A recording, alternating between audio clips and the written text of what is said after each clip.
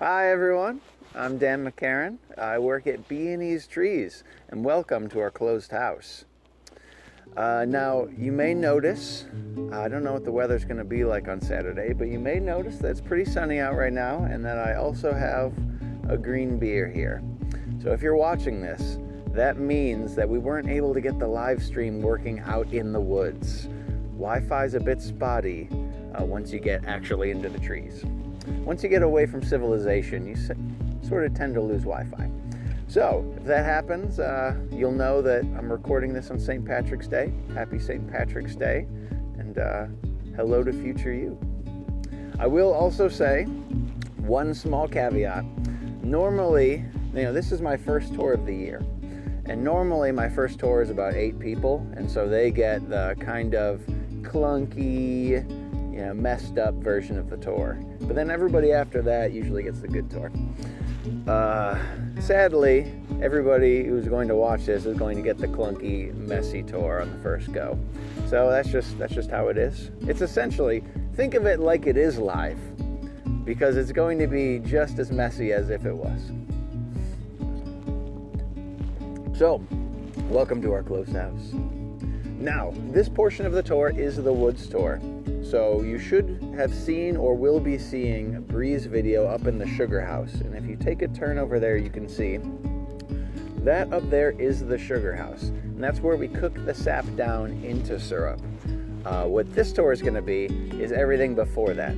How do we get the sap out of the tree, and how do we get it up there to the sugar house so she can turn it into delicious maple syrup? So we'll head this way and we'll get started. Now, the Maplewoods, 184 acres, I would say probably around 160 of that is actual woods. And of that, probably 90% of the trees out here are maple trees. So a great majority of the woods for us is tappable. As you look around, you're going to see all of the blue tubing throughout the woods. That's how you know right now we're collecting sap from it.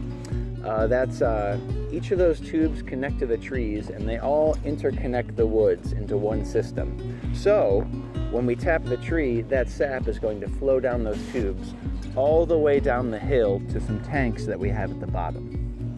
Once it's all collected down there, it's pumped up this large blue line off to our side here. Now that is our sap pump line, and that goes all the way to the sugar house. And if you were to follow it all the way down, you would end up at our tanks. It's a warm day today, so currently they're probably getting pretty full. So they're probably coming in at, well, let's see here, every 30 seconds, we're probably getting about 5 gallons of sap going into those tanks. And so, 10 gallons a minute. That's a decent speed for sap to be coming in. So if you want to walk on with me here, now you'll see not every tree is tapped out here. And the first step when you're walking into the woods hoping to tap some trees is how the heck do you identify a maple tree, right? Compared to all the other trees. Most of the seasons it's fine, right? You can just grab a maple leaf. You can look at your Canadian flag that you keep in your back pocket. You can compare the two and see, oh, okay, the 5 points, this is a maple leaf. But for us, the tapping season, as you can see, the trees don't quite have their leaves on them. So we have to figure out another way to know how to identify a maple tree. So if you want to come over, I'll show you. Now, trees have 2 different styles of branching patterns generally. There's one style that is every other. So coming up the branch, there's be 1 twig off this side, 1 twig off this side, 1 twig off this side. And the other style is they'll both come off at the same place. Right, so it'll come up and it'll split, it'll come up and it'll split. And so we have 2 examples here. Now you'll see this branch right here, every time it comes up, it splits at the same place from both sides, right? You can see it here as well, you can see it here as well. It kind of looks like a little turkey foot. Whereas this one here, you can see it comes up, splits one side, splits the other side, splits the other, splits the other. It goes back and forth.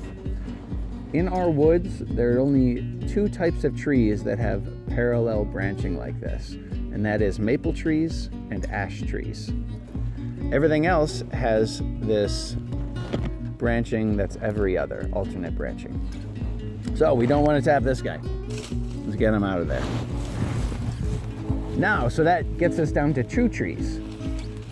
How you tell the difference between a maple tree and an ash tree is the next step. And luckily that's pretty easy, because ash trees have a very distinct bark pattern. In fact, I can see one right here, it looks like. Okay, so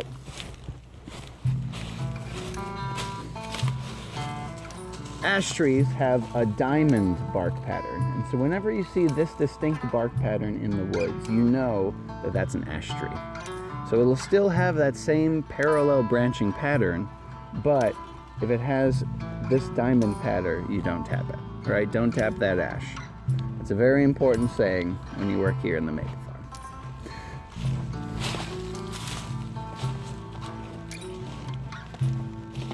So we're gonna go a little bit further into the woods here so you can kind of see the system on how it works.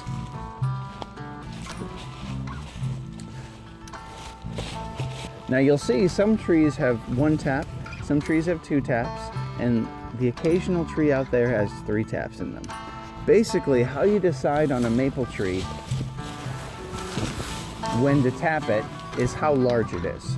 If it's at least 12 inches in diameter, then you can tap the tree. Now, a maple tree takes about 40 years to get to a point where you could, it'll be 12 inches in diameter, where it'll be tappable. So that's for one. Now out in the woods, we don't have a tried and true measurement for how to decide if it's a two-tap tree. But generally what we do is if you can fit your arms around it and you can just touch, it's a safe enough size that you can do a two-tap. Now for the three-tap trees, and there are a few of them out here, and they're pretty big, they're pretty gnarly and old. Those, if you can get around it and you can't even get close to tapping or to touching both hands, then you know that's a three-tap tree.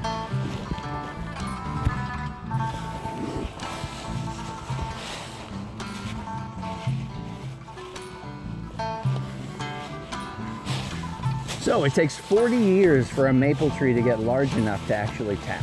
At least 40 years. Meaning that maple farms are not orchards in the sense that people plant the trees themselves. Right? If I were to plant maple trees today, it would be my children that would be farming that property. And so it's something that has to be established, already established as a natural woods when you come to it to start tapping. Okay, so now it's time to tap some trees. So to tap a tree, you're going to need a few things. You're going to need your spile. You can see that right here. This is what's going to go into the tree. You'll see right in there as well, there's a little ball, and that is to make sure that sap can head this direction, but it can't go back into the tree. It can only head one direction. These are nice as well because they're clear, so sometimes when you get nice and close, you can see the sap coming out of them. You also need a hammer. And these hammers, you can't really tell at home, but they are very light compared to a hammer like this. The reason being that our woods has about 4,000 trees that we tap.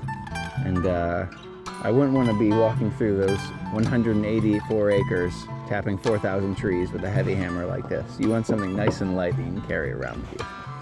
Normally I'd hand it to you now so you could tell, like, oh, that's pretty light. Yeah, oh yeah, right, it's pretty light, right? Yeah, oh yeah. I knew you'd agree with me. So we have that, we have our hammer, we have our tap, and we have our drill. It's a standard drill. The only difference is we have a special bit on the end. It's really nice for drilling a straight hole, as well as a piece of tubing that we've put on there. You only want to go about 1 inch to 1.5 inches into the white wood of the tree when you're tapping. And so this just keeps us from going too far. We've got a couple of different options here, so it's always fun to show the traditional method of tapping. So we'll do that tap first, and I'll show you how that works. And then from there, then we'll also show you the tubing system. All right, so for this, if you want to come on over, I'll show you. All right, now, when tapping a tree, there's a couple of things you want to think about. Number one, you do not want to tap above or below where a previous year's tap has been, or side to side on it. So actually right here you can see we have, and you might be able to see it there, you'll see a dime-sized scar tissue spot there. That is a previous place that this tree has been tapped. Now sap is not going to flow well directly above that or directly beneath that. So we don't want to tap in there. And if you tap too many times in the same plane, you risk girdling the tree and cutting off the tree's ability to carry sap up to its branches. So generally what we do is try and tap one hand away and one hand away horizontally and one hand away vertically to make sure you're safely far enough away for the tap. So let's see, why don't we put it over here then? It doesn't look like there's anything above or below it. We'll put the drill on there. And we'll drill in. And you can actually see already that we are in fact in the maple season. And so you can see sap flowing out of the tree as we speak. Ah, my sap, my money. So if we were doing this traditionally, then we would take our, let me get in the right direction here.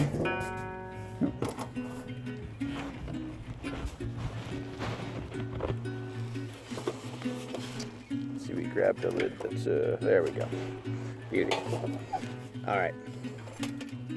So we take this guy, we put him in there. And with this one, these are pretty heavy duty, so I'm going to need the actual hammer.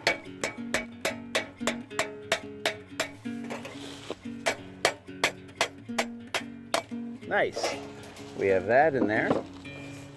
And then we take our bucket and we would hang it right on the lip there. So now, as you can see, the sap's flowing out of the tree. It's flowing into the bucket. Very pleasant sound.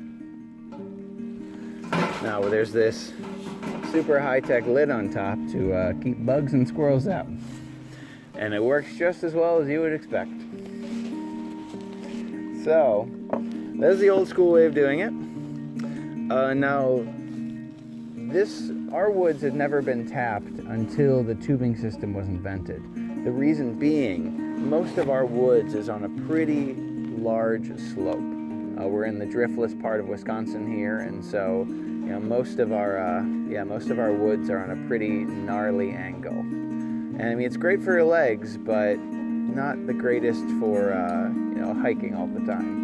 And so with 4,000 trees, if I had to change 4,000 buckets a few times a day, it'd just be impossible. So we're on the tubing system, which makes it a lot easier to tap trees in this environment.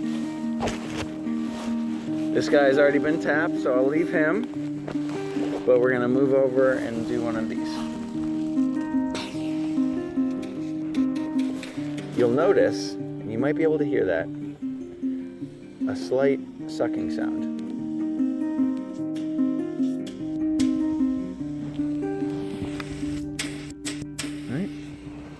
And the reason for that is our woods is actually under a slight vacuum.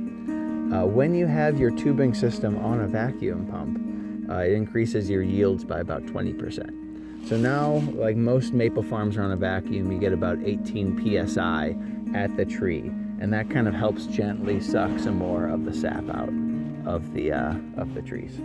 So let's look for a hole. Oh, looks like we've had a previous tapping right here, so we'll come up over this side, keep it nice and even.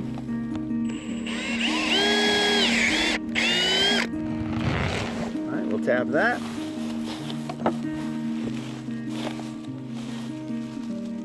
See it coming out there.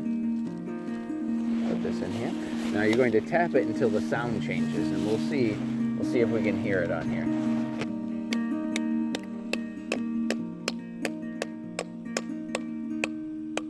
Right, the sound changed. That's how you know it's in far enough. And then we'll just put this right on the end. Oh, look at that, sucking it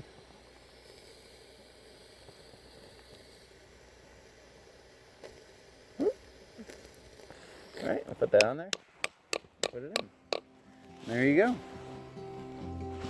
Tap the tree. Maybe, yeah, if you get close enough, you can actually see the sap moving through it. Yeah, we're right in the season right now. That's flowing very well.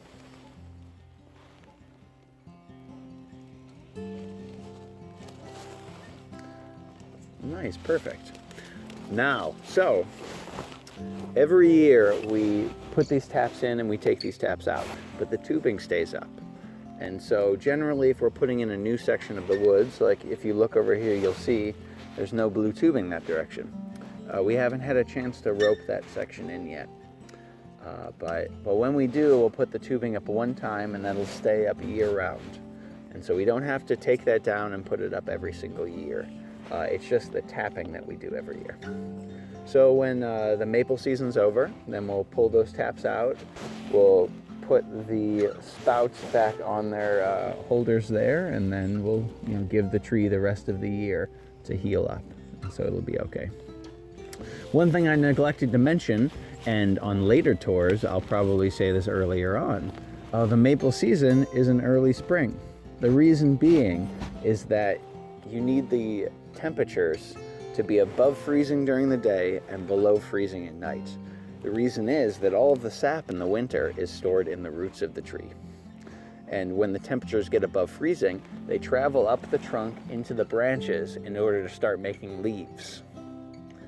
All right? Then when it's freezing at night, they head back down to the roots for storage. Above freezing during the day, up to the branches. Below freezing at night, they go down into the roots. So that's the season, above freezing days, below freezing nights. And we just catch that sap as it makes that trip up and down each day. So today's pretty good. We seem to be in the 40s, and tonight, we should be below freezing. So we're tapping today, we're collecting today, and we'll be collecting tomorrow. Yeah. So I'm glad you were able to come on this woods tour with me.